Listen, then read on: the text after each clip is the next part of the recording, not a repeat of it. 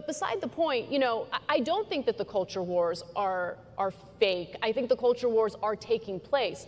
The point that I'm trying to make is that oftentimes, whatever the culture war is of that moment, it is manufactured as a distraction. A perfect example will be, critical race theory, which is not taught in elementary schools. Critical race theory is a graduate level curriculum.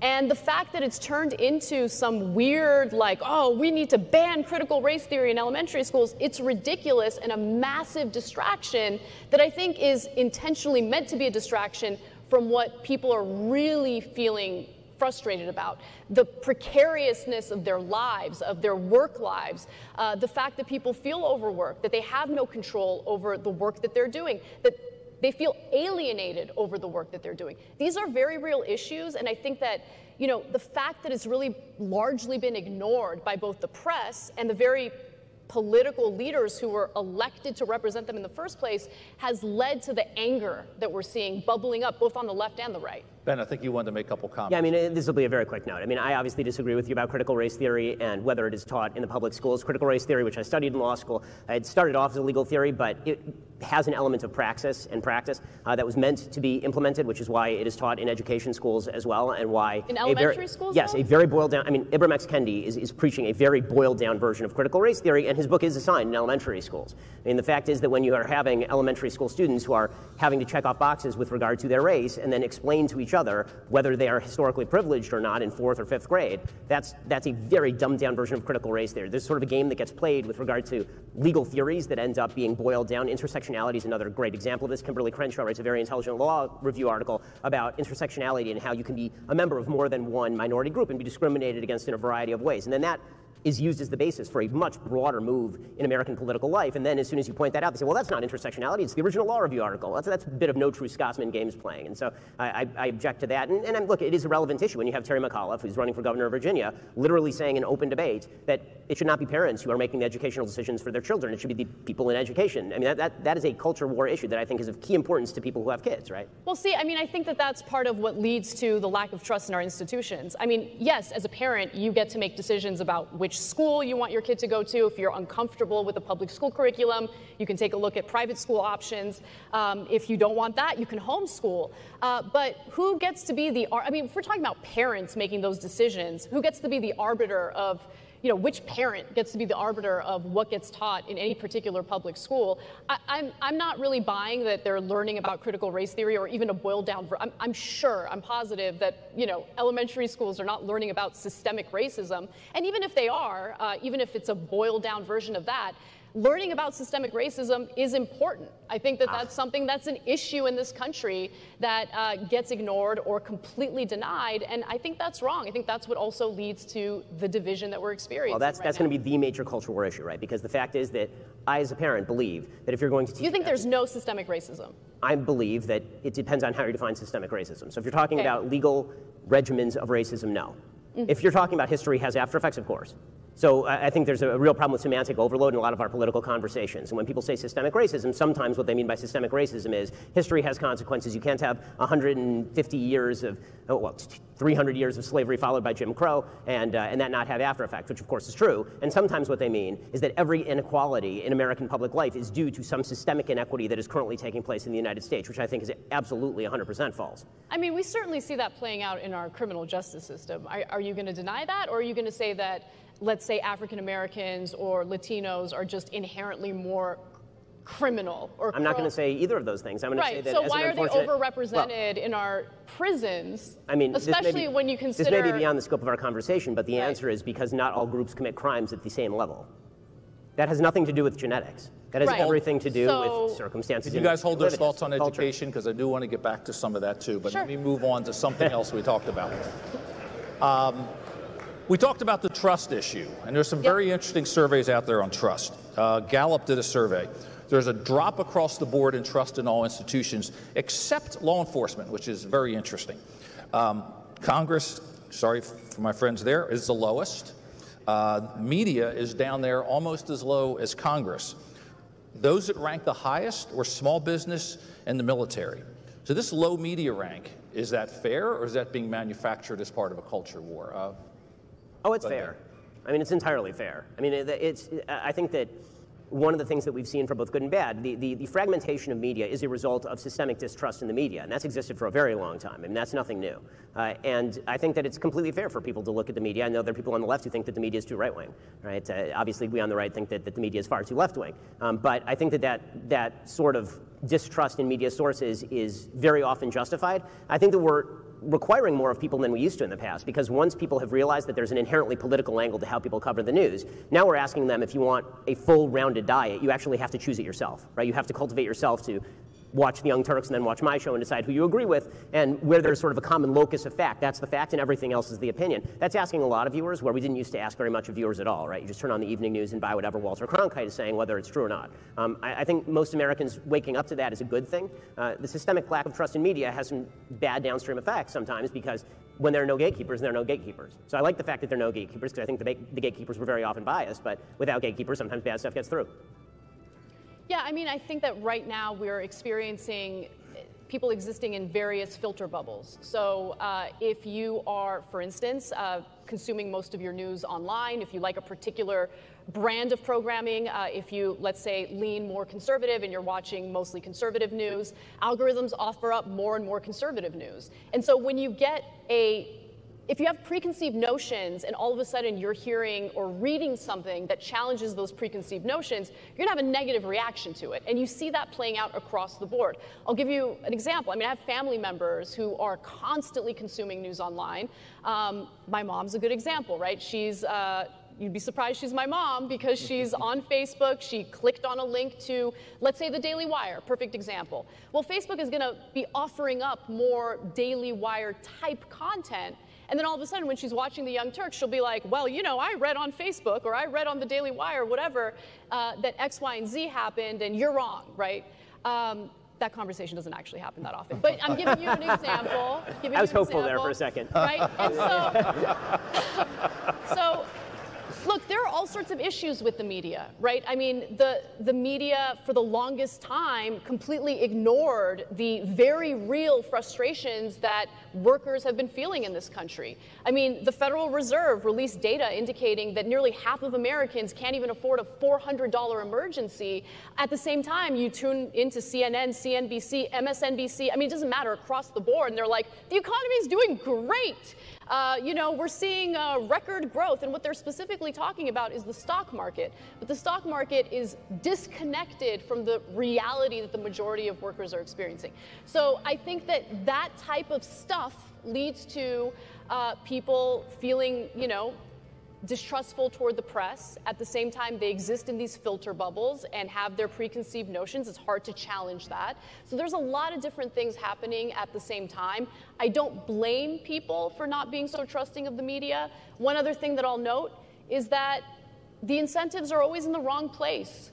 The kind of stories that I want to talk about on the Young Turks and do talk about on the Young Turks get no attention. They don't do well in terms of the number of views. I want to talk about international news. I want to talk about what's happening in Brazil. I want to talk about what's happening in Ecuador.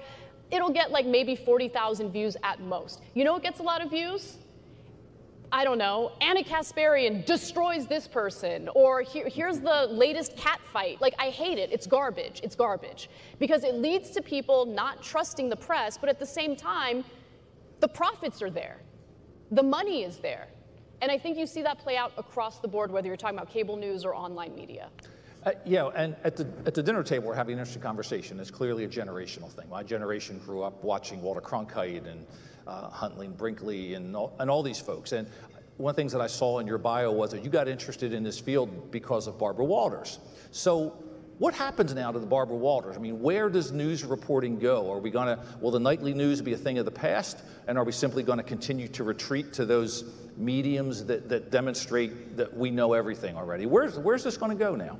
Well, let me just note, I loved Barbara Walters on ABC's 2020. So I remember as a kid, you know, like getting super excited after TGIF was over because ABC's 2020 would be on. And I was like fascinated by the fact that this woman was getting paid to talk to these incredibly interesting people from around the world. And I was just fascinated by the conversations. That's how I got interested in journalism and the media. But I just feel like the type of conversations that she had, or just news about world events, they don't seem to attract the kind of attention that they used to. And it might be because of an oversaturated market. It might be because conflict tends to sell. Manufactured conflicts tend to sell. But I wish we can get back to a place where journalism still really existed, where there was like ethical standards that were, that reporters abided by, anchors abided by. I wish there was a clear distinction between opinion and actual hard news journalism. This is what I talk about with my journalism students whenever I have the time to teach. I always tell them, I'm like, look, there's a difference between what I do, which is analysis, opinion, and what you should be doing as an investigative journalist, for instance. Going out there and actually gathering the news, talking to both sides, not equating both sides and acting as if you're completely neutral, but making sure that you gather the facts on the ground and report them as they are. It's really hard to find that these days. There's still great journalism taking place. I wouldn't be able to do my analysis or my job without that great journalism taking place. But these are the people who are oftentimes not paid well, ignored, and don't get any of the benefits that someone might in the media if you engage in the conflict nonsense. Can we go back, Ben, and separate the fact-based from the opinion now, or is it going to be conflated for the foreseeable future? I think the truth is that was a relatively modern construct. If you go back to the foundations of the Republic, the people who were reporting were also doing opinion, and that was true all the way through the beginning of the 20th century. It was really only with Walter Lippmann in the 1920s that you start talking about objective standards in journalism. And there's a difference between an objective standard that you apply to how a story is reported and being an objective reporter, meaning you have no politics at all. And I think, frankly, if you want to reinstall some sort of institutional trust, it would be good for reporters to say, here's who I voted for, and then here are also the facts that I am reporting on, because otherwise it ends up being a gotcha, right? I see how you're reporting that. I see what you're doing. I know what you really think about this story. So that's a major issue. I think the other big issue, obviously, I mentioned gatekeepers before. I'm very wary of the reinstallation of institutional gatekeepers, because if you want to talk about market incentives, the big players have all the incentives to ensure that they are the ones who maintain their access via the gates. And this is one of my great fears with some sites that we've been very successful with, like Facebook, is that reestablishing the idea that there are quote-unquote trusted news sources, and those all coincidentally are legacy media sources, means that everybody who's not a legacy media source, somebody who started up a company in the last 10 years, right, we opened our doors in 2015, we're not legacy media. And so we don't have that legacy. So now you're shutting out all the players who are actually entering the market. So you actually mentioned, again, just a little bit of a shift because you got my attention earlier. You're both born and raised in California. You left, you stayed, but we had an interesting conversation at the dinner table that maybe your perspectives on California aren't all that different. Ben, I know you said you were afraid your kids were going to have a difficult time because of their political views. So are you sad that you left California? Or I have not thought for one day about that decision. That was it was one of the best decisions that I have ever made for my family. We are overjoyed. Florida is a wonderful state. Basically, because of my Orthodox Jewish faith, that means that I had to move to a place that had some significant Jewish resources. And so I was looking for a place that had those resources, was in a red state, preferably with 0% state income tax. And that narrowed it down to basically Dallas and Florida. And so we ended up in Florida. It's wonderful. But it wasn't just that. It was really a lifestyle thing, because my wife for years was saying, yeah, we're paying higher taxes, but you make a lot of money. So, that's fine. But the problem is you don't get any of the public services back in California. So in our area, which was a fairly decent suburb, you had just an inundation of homelessness in the area. Like, my kids could not walk around the neighborhood. We'd open up our front gate. There'd be a person shooting heroin in their foot literally in front of our house, or a person passed out on the street. We had our business on Ventura Boulevard. We had to board up windows during the George Floyd, some protests, some riots. There was a homeless person who smashed the front plate glass window of our establishment. When we left and we moved our main business to Nashville, and then my family and a small core of the business moved to Florida. When we left, we thought that we were going to lose probably half the people working for us. Instead, I think over 90% of the people were like, you're going, get us out of here. Everybody wanted out. There's a reason people are leaving California. Well, Ana, you shared some concerns too, and California, like Pennsylvania, lost another congressional seat. So their population is not growing, certainly not at the same rate as Texas, Florida, et cetera. So share some of your concerns, because you talked a little bit about it before. Sure. So California is poorly governed right now. I was pretty blunt and transparent about the fact that I signed the petition to recall Gavin Newsom. So I signed it too. We were on exactly the same page before I left. Right. Now, unfortunately, the individuals running against him were worse than he was or is. And so, unfortunately, when the ballot showed up to in my mailbox, I ended up voting against the recall. But I was hoping that there would be a better candidate to challenge him. I didn't like any of the candidates. Now, the reason why I've decided to stay in California is because I love the state. I know what the state is capable of, and I would much rather stay and fight to make the state better in any capacity that I have. But with that said, the issues in California are endless. You have corruption. I mean, literally, a city council member had his office raided by the FBI because of the pay-for-play scheme that he was engaged in. You have real estate developers running amok. You have this effort to build public housing to alleviate some of the homelessness, but at the same time, you have the lawmakers in the state giving these sweetheart deals to developers who are very clearly inflating their prices and taking forever to build said public housing. So there's all sorts of mismanagement. I disagree with the way that they're handling the homelessness issue as well, although I think my solutions might be a little different. I think that this idea of being incredibly laxed with camping has been pretty disastrous and has attracted, homelessness isn't just a California issue, it's an issue throughout the country. But when other states are pretty strict against encampments and California is very laxed, what do you think that's going to do? It's going to attract homelessness in the state as well. I want to provide housing for everyone. I consider it a human right. But I think the way that the state is doing it through a public-private partnership has not worked out at all. 1/2 và các bạn bấm shift code của 1/2 thì nó sẽ ra là pi trên 3. Đúng không ạ? Nó là cộng trừ pi trên 3 cũng được. Nhưng vì nó đang ở phần trên như vậy, góc này là dương, vậy pha ban đầu và nó là phải cộng pi trên 3. Đúng chưa? Đó là thầy nói sơ lược về cách xác định pha ban đầu dựa vào đường tròn đường Z. Còn ở cái dạng này thì người ta cho cái biết phương trình lý độ rồi. Như vậy pha ban đầu của chúng ta là cái thằng phi này nè.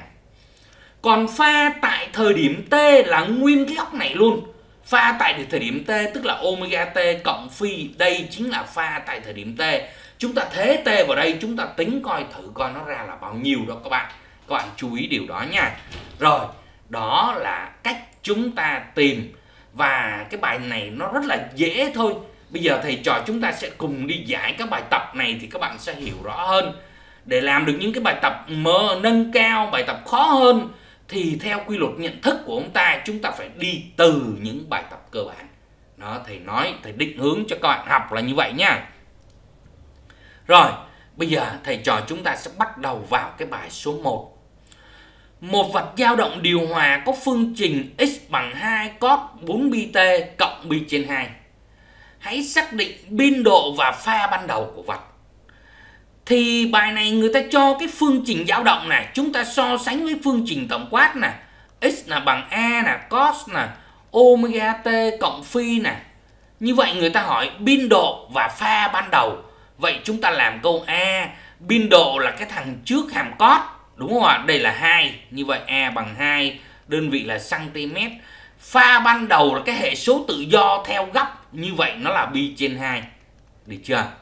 Đó là xong. Đúng không ạ? Rồi câu B. Câu B chúng ta có pha và ly độ của dao động khi